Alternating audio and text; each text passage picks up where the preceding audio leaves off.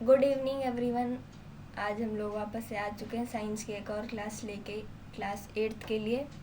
तो आज जो हमारा पहला चैप्टर है हमारी बुक क्यूरियोसिटी का, नई एनसीईआरटी बुक क्यूरियोसिटी, उसका पहला chapter exploring the investigative world of science. आज हम लोग उसको कंप्लीट करने वाले हैं। इसका पार्ट 1 जो है हमने वो ऑलरेडी कर चुका है, तो जिन्होंने वो नहीं देखा वो उसको देख लें, और जिन्होंने देख चुका है वो अब इस वीडियो से स्टार्ट कर सकते हैं। तो ये हमारा पार्ट 2 है और इसी पार्ट 2 में हम लोग इस चैप्टर को ख़त्म कर देंगे। तो इस चैप्टर में जैसा कि मैंने पहले भी बताया था, कुछ ऐसा है नहीं भारी कॉन्सेप्ट या कुछ भी, प्रीव्यू है ये आपकी बुक का। तो हम लोग सबसे पहले देखते हैं कि हम पार्ट 1 में हमने आखिर क्या क्या पढ़ा था। तो पार्ट 1 में हमने कुछ इंटरेस्टिंग क्वेश्चंस देखे थे, जैसे पूरी का साइड, एक साइड क्यों ज़्यादा थिन रहता है, और यही सब। और जाना था कि साइंस क्यूरियोसिटी के साथ ही बिगिन करती है। फिर वाई और हाउ हमें पूछना चाहिए, साइंस कैसे, मतलब बेसिकली हमने साइंस के बारे में जाना था, इंट्रो लिया था कि साइंस आखिर होता क्या है, उसको कैसे समझना है।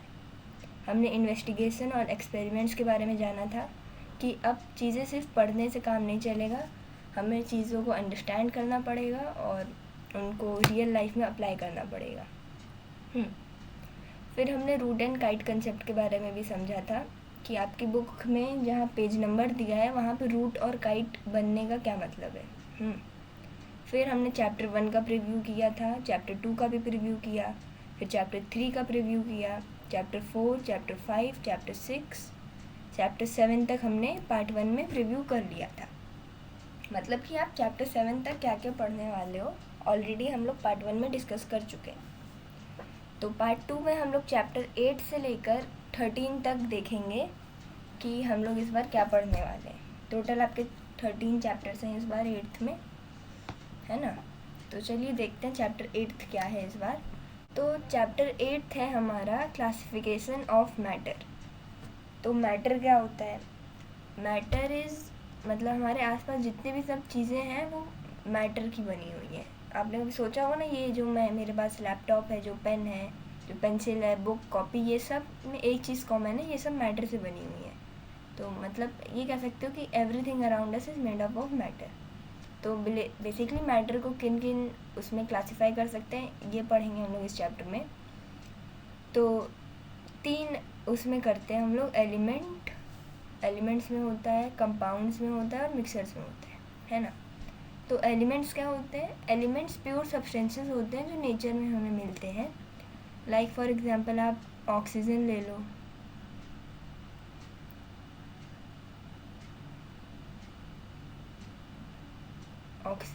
लो, और हाइड्रोजन को ले लो, कॉपर को ले लो, किसी भी एलिमेंट को ले लो, लीड को ले लो, सोडियम को ले लो, कुछ भी, ठीक है।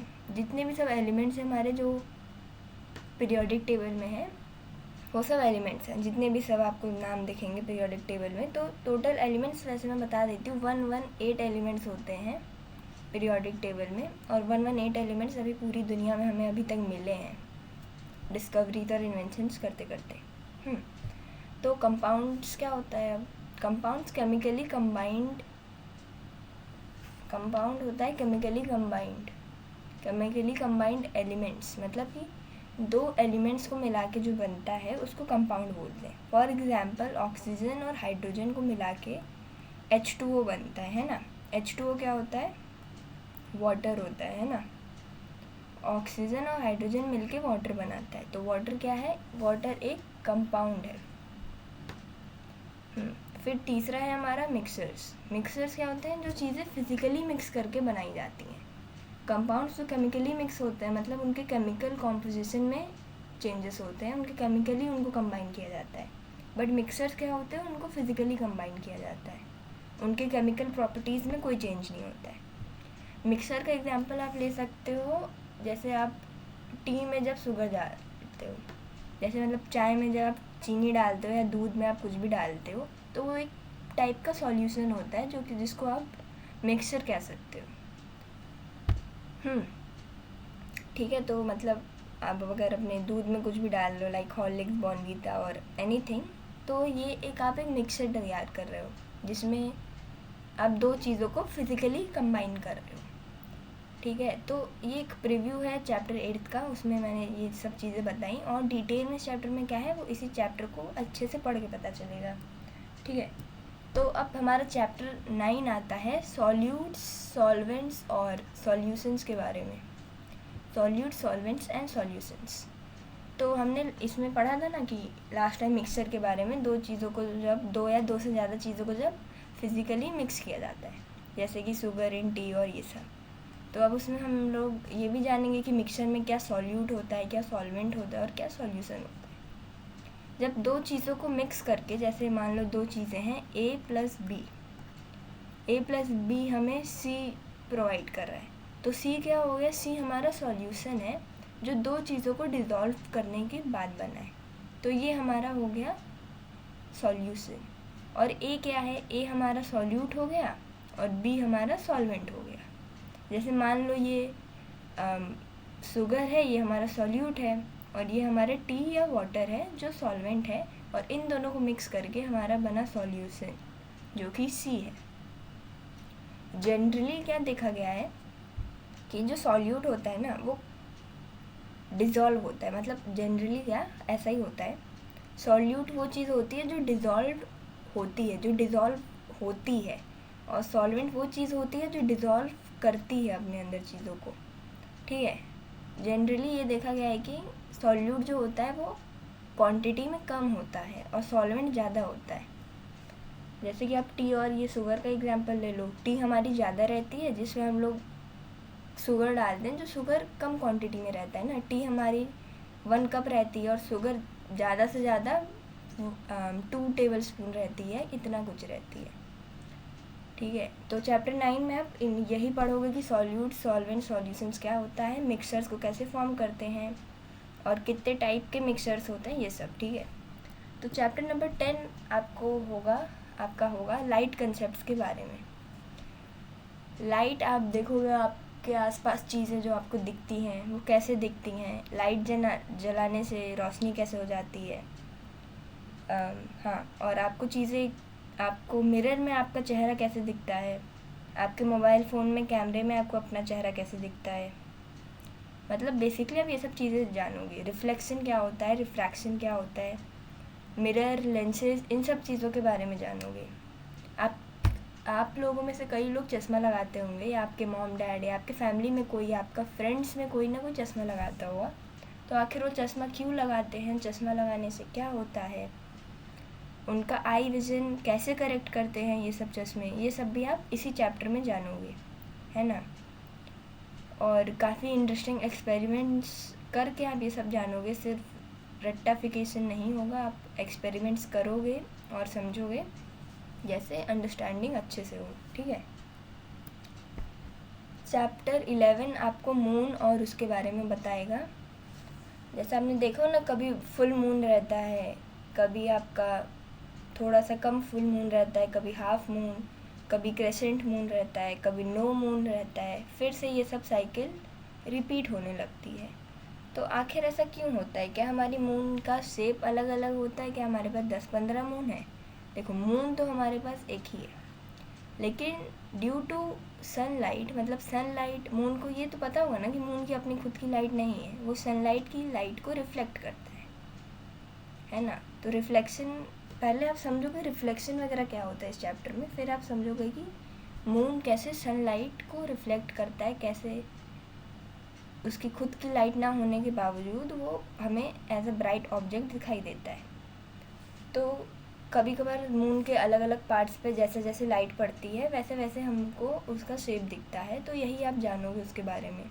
और ये भी आप जानोगे कि पुराने टाइम में जब हमारे पास कैलेंडर नहीं होते थे, तो हम लोग कैसे सन और मून को देख के टाइम का पता लगाते थे, है ना। फिर चैप्टर 12 हमारा इकोसिस्टम और अर्थ के बारे में हमें बताएगा। इकोसिस्टम बेसिकली वो जगह होती है जहाँ पे अलग अलग ढेर सारे लिविंग ऑर्गेनिज्म साथ में मिलके रहते हैं, अलग अलग ट्रॉपिक लेवल्स के मतलब अलग अलग कैटेगरी के ऑर्गेनिज्म साथ में कैसे रहते हैं। लाइक प्लांट्स, एनिमल्स, ह्यूमंस सब एक दूसरे पे डिपेंड करते हैं। उन सबको सन, एयर, वाटर, सनलाइट चाहिए होती है ना। मतलब कि आप ये डायग्राम देख लो, उसमें जितने भी सब ऑर्गेनिजम्स हैं सब एक दूसरे पे डिपेंड करते हैं। सन जो है ये हमारा, ये जो सन है ये प्राइमरी सोर्स ऑफ एनर्जी है। ये हमें एनर्जी प्रोवाइड करता है। ये प्लांट्स को एनर्जी प्रोवाइड करता है। प्लांट्स एनर्जी लेके हमें एयर, ऑक्सीजन देते हैं, फिर फूड भी देते हैं। उसको एनिमल्स और हम ह्यूमंस यूज़ करते हैं, है ना। तो ये सब चीज़ें आप जानोगे कि कैसे सब इंटरकनेक्टेड है और कैसे सब चीज़ें होती हैं, है ना। इकोसिस्टम का कोर आइडिया यही है कि कोई भी चीज़ अकेले अपने दम पे इंडिपेंडेंटली सर्वाइव नहीं कर सकती है। अगर हमारे इकोसिस्टम जो मैंने बताया ये सब चीज़ें, इससे कोई एक चीज़ भी अगर चली जाए तो हम लोग का सर्वाइवल एकदम इम्पॉसिबल हो जाएगा। हम लोग सर्वाइव ही नहीं कर पाएंगे, ठीक है। तो यही चीज़ें आप इसमें जानोगे इकोसिस्टम क्या होता है चैप्टर 12 में। फिर चैप्टर 13 है हमारा, जो हमें बताएगा कि हमारी अर्थ इतनी स्पेशल प्लैनेट क्यों है। आपको ये तो पता होगा ना, हमारे सोलर सिस्टम जो है उसमें टोटल प्लैनेट्स जो हैं, बहुत सारे प्लैनेट्स हैं, बट उसमें से सिर्फ अर्थ में ही क्यों है लाइफ एग्जिस्ट क्यों करती है और किसी प्लैनेट पे क्यों नहीं करती है ना। इनफैक्ट अब जितना हम लोग ने यूनिवर्स को अब तक एक्सप्लोर किया है, हमें अब तक एक भी प्लैनेट नहीं मिला है जहाँ पे लाइफ एग्जिस्ट करती हो। ऐसा क्यों है, तो आप वो इस चैप्टर में जानोगे। मैं बेसिकली थोड़ा प्रीव्यू दे देती हूँ कि पहला रीज़न तो है कि perfect distance from the sun. Earth third planet है ना सन से।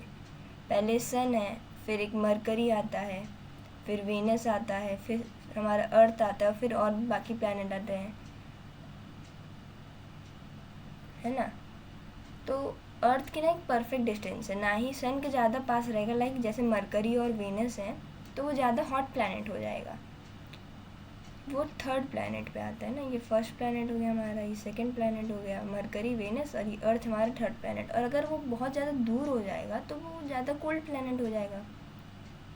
जैसे यहाँ पे हमारा जो मार्स आता है वो भी कोल्ड प्लैनेट हो जाएगा। जैसे लास्ट प्लैनेट हमारा नेपट्यून आता है, वो तो सबसे कोल्डेस्ट प्लैनेट है ना, वहाँ तो बिल्कुल भी लाइफ एग्जिस्ट नहीं कर सकती। तो यही होता है कि Mercury, Venus, Earth, Mars, Jupiter, Saturn, Uranus, Neptune, ये सब है। तो उसमें अर्थ जो है ना वो मिडल पे, ये अर्थ और ये मार्स जो है ना वो मिडल पे लाई करते हैं। उसमें से भी अर्थ हमारा सबसे ज़्यादा सही है क्योंकि उसमें वाटर भी एग्जिस्ट करता है लिक्विड फॉर्म में, एटमॉस्फेयर से नेचुरली ऑक्सीजन आता है, सन की हार्मफुल रेज से भी प्रोटेक्ट करता है ना। तो इसलिए अर्थ जो हमारा है वो सबसे बेस्ट प्लैनेट है फॉर लिविंग। और अर्थ को लेकिन हम लोग, अर्थ की जो कंडीशंस हैं उसको हम लोग डिस्ट्रॉय भी कर रहे हैं। जैसे कि अर्थ का जो नेचुरल बैलेंस है वो बिगड़ रहा है। कैसे बिगड़ रहा है? ह्यूमन एक्टिविटीज़ की वजह से बिगड़ रहा है। जो हम लोग पॉल्यूशन करते हैं, जो हम लोग हार्मफुल चीज़ें, केमिकल्स यूज़ करते हैं, हम लोग जो गाड़ियाँ यूज़ करते हैं, जो हम लोग इंडस्ट्रीज़, भारी भारी इंडस्ट्रीज़ बनाते हैं, उससे टॉक्सिक प्रोडक्ट्स हम लोग नेचर में रिलीज़ करते हैं, जो उस वजह से नेचुरल बैलेंस डिस्टर्ब हो रहा है, जिस वजह से वेदर चेंजेस आपको बहुत ज़्यादा फ्रीक्वेंटली देखने को मिलते हैं और लाइफ पे बहुत ज़्यादा डेंजरस इफ़ेक्ट्स आ रहे हैं। जैसे अभी देख लो, अभी अप्रैल चल रहा है लेकिन गर्मी देखो कितनी ज़्यादा पड़ रही है। इसका क्या रीज़न है? ये तो एक अप्रैल में यूजुअली इतनी गर्मी नहीं पड़नी चाहिए, ऐसी गर्मी मई या जून में पड़ती है, बट अप्रैल में क्यों पड़ रही है? क्योंकि जो नेचुरल साइकिल है अर्थ की वो डिस्टर्ब हो गई है। ह्यूमंस ने इतना एक्सप्लॉइट कर दिया है ना अर्थ को, जिस वजह से अर्थ का नेचुरल बैलेंस बिगड़ चुका है। जो हमारा इकोसिस्टम है वो इम्बैलेंस्ड है अभी, और उसको हमें बैलेंस करने के लिए ना बहुत मेहनत लगेगी। ऐसा नहीं कि बहुत ज़्यादा मेहनत लगेगी, छोटे छोटे स्टेप्स अगर हर कोई उठाए तो हम लोग उस अर्थ को अपने प्रोटेक्ट कर सकते हैं। और वो छोटे छोटे स्टेप्स क्या हैं वो भी आपको इसी चैप्टर में बताए जाएंगे, ठीक है।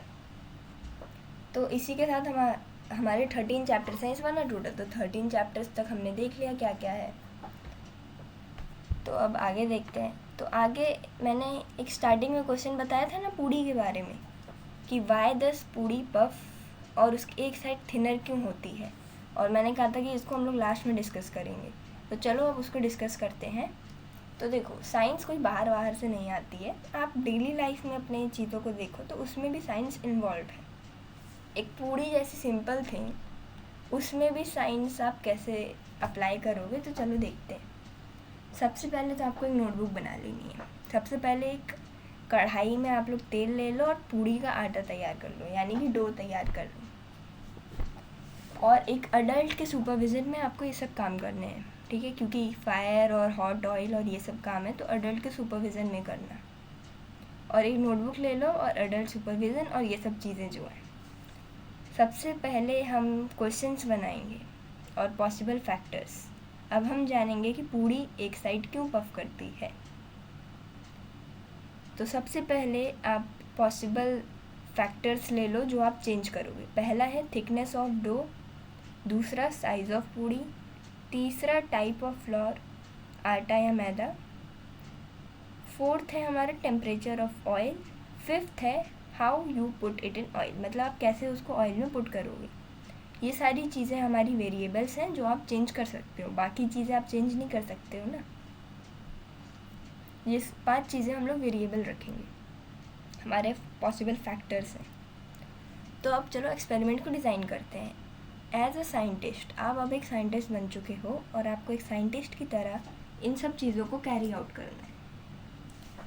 आप 1 बाय 1 चीज़ों को चेंज करोगे और ऑब्ज़र्व करोगे कि क्या क्या चेंज आ रहे हैं।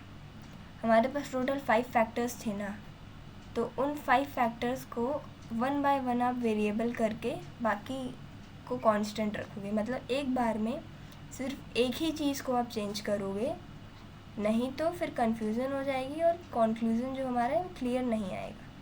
जैसे मान लो अगर आप ऑयल का टेम्परेचर टेस्ट कर रहे हो तो डो का साइज़ सेम रखो, डो का टाइप सेम रखो, टेम्परेचर ही सिर्फ चेंज होगा, बाकी कुछ भी चेंज नहीं होना चाहिए। मतलब आप 5 में से अगर किसी एक फैक्टर को टेस्ट कर रहे हो तो बाकी के 4 फैक्टर्स को आपको कांस्टेंट रखना पड़ेगा, नहीं तो फिर दिक्कत होएगी आपको, आप कंफ्यूज हो जाओगे और आपका कंक्लूजन्स अच्छे से नहीं हो पाएगा, आपका एक्सपेरिमेंट में दिक्कत आ जाएगी, ठीक है। अब आप ऑब्ज़र्व करो कि क्या क्या हो रहा है, आपको क्या क्या चीज़ें चेक करनी है। मैं बता देती हूँ कि पूड़ी पफ हो रही है कि नहीं, कितना पफ हो रही है, कितना टाइम लग रहा है, कौन सी साइड थिन है ना। और आप ये सब भी नोटिस कर सकते हो कि ऑयल स्प्लैश हो रहा है कि नहीं, स्मेल क्या आ रही है, साउंड्स क्या हैं। हर एक छोटी डिटेल साइंस में मैटर करती है ना। तो आपके जो 5 हमारे पीछे फैक्टर्स थे उन सबको आप लिखो और उसके आगे टेबल बनाओ एक, और डिफ्रेंशिएट करो कि किस में क्या क्या हो रहा है, ओके। एक साइंटिस्ट हर चीज़ लिखता है, उनको कंपेयर करता है, क्वेश्चन पूछता है, पैटर्न्स फाइंड करने की कोशिश करता है। फॉर एग्जांपल आप ले लो कि हमने टेम्परेचर ऑफ ऑयल की बात हुई थी ना, तो जो हॉट ऑयल है ना उसमें पूड़ी आपकी फास्टर पफ करेगी और लेस हॉट ऑयल में आपकी पूड़ी स्लोली पफ करेगी। मतलब गरम तेल है अगर आपका कढ़ाई में तो पूड़ी आपकी जल्दी कुक होगी, और अगर लेस हॉट ऑयल है तो पूड़ी स्लोली कुक होएगी, ठीक है।